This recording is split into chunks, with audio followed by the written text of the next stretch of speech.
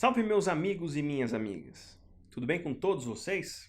Vamos dar sequência aqui ao nosso curso de Bioquímica Básica da Escola de Ciências da Vida e nessa aula nós vamos falar um pouquinho de como surgiram as primeiras moléculas no universo. Claramente esse tópico ele é extremamente extenso e existe um campo da física para estudar isso daí. Porém, o nosso objetivo aqui é só um recorte para mostrar de fato que o que existe aqui no planeta Terra corresponde ao que existe de matéria observável em diferentes locais do universo, tá bom? Então aqui a gente começa mostrando o universo. Segundo as observações, o universo está se expandindo.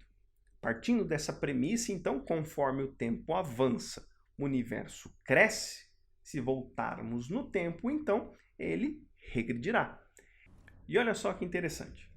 Ainda não se sabe como a matéria surgiu, ou seja, o início de tudo ainda é um grande mistério.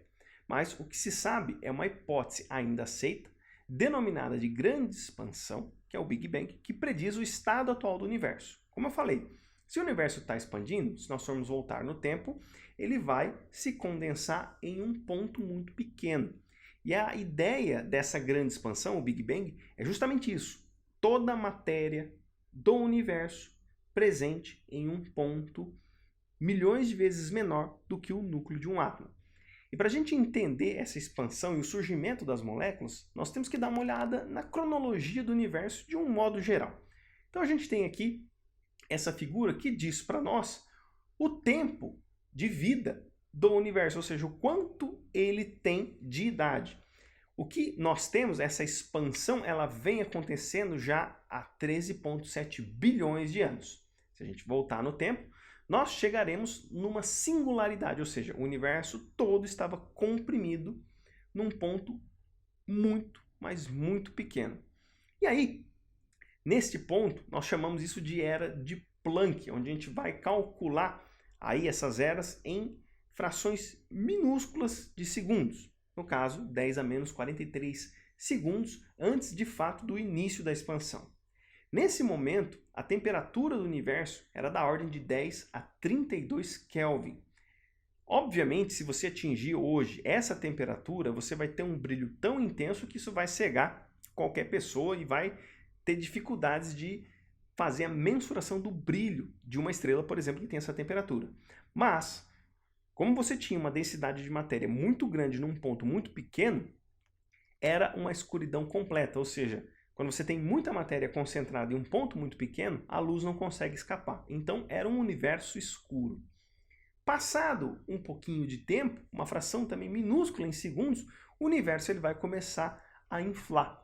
E aí, cerca de 3 a 20 minutos depois, essa expansão da matéria já permitiu que os primeiros núcleos fossem formados. Então, as subpartículas atômicas, os prótons, os nêutrons e até mesmo a estrutura dos elétrons passaram a se formar, mas obviamente, dada a temperatura e pressão ainda que existia nessa circunstância, não era possível ainda formar os primeiros átomos, as primeiras moléculas.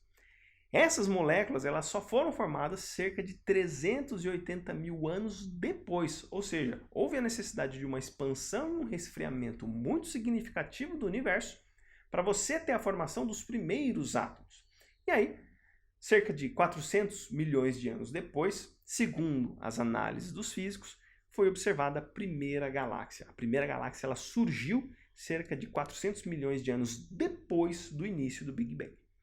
E tratando no fato das primeiras moléculas, primeiras estruturas atômicas que surgiram, nós podemos evidenciar três em especial, que são o hidrogênio, que correspondia a cerca de 75% de toda a matéria do universo, 25% de hélio e traços do elemento lítio. Esses três elementos eles são muito fundamentais, porque a composição de prótons e nêutrons desses elementos é muito pequeno, ou seja, o hidrogênio ele possui apenas um próton e um elétron. Dependendo dos isótopos, ele pode conter 2 ou 1 nêutron a mais. O hélio ele possui 2 prótons e 2 nêutrons, e o lítio apresenta 3 prótons e 4 nêutrons. Mas perceba que, quando a gente estuda na química, as diferenças entre os elementos químicos vão se dar pela quantidade de prótons. E olha só que interessante, que com o resfriamento do universo, como eu já falei, os núcleos dos átomos puderam se condensar e formar novos elementos químicos. Quando esses núcleos se condensam e aumentam o número de prótons, você altera o tipo de elemento químico que nós estamos falando. Então, essa origem dos elementos se deu por conta desse resfriamento e essa condensação dos núcleos atômicos. E aí, nós temos alguns átomos que são fundamentais para a vida. Eu vou listar aqui aqueles relacionados à formação de matéria orgânica, que são o carbono, o hidrogênio, o oxigênio, o nitrogênio e o enxofre. Nós temos também os microelementos, como sódio, potássio, ferro, que não entram aqui nessa análise, mas eles também são importantes para a estruturação da vida, como a gente conhece também, tá? E aí, a gente tem a hipótese de Haldane-Oparin para tentar explicar como surgiram de fato as primeiras biomoléculas aqui na Terra. A gente usa esse termo hipótese de Haldane-Oparin porque esses dois pesquisadores descreveram de modo independente a mesma hipótese. Alexander Oparin inicialmente descreveu em 1924 e John Haldane, no Ocidente, escreveu em 1929. Por mais que haja essa distância entre os dois pesquisadores, os estudos de Alexander Oparin só chegou de fato no Ocidente cerca de 6 anos depois, ou seja, em 1930 que o Ocidente teve contato de fato com os estudos do Alexander Oparin.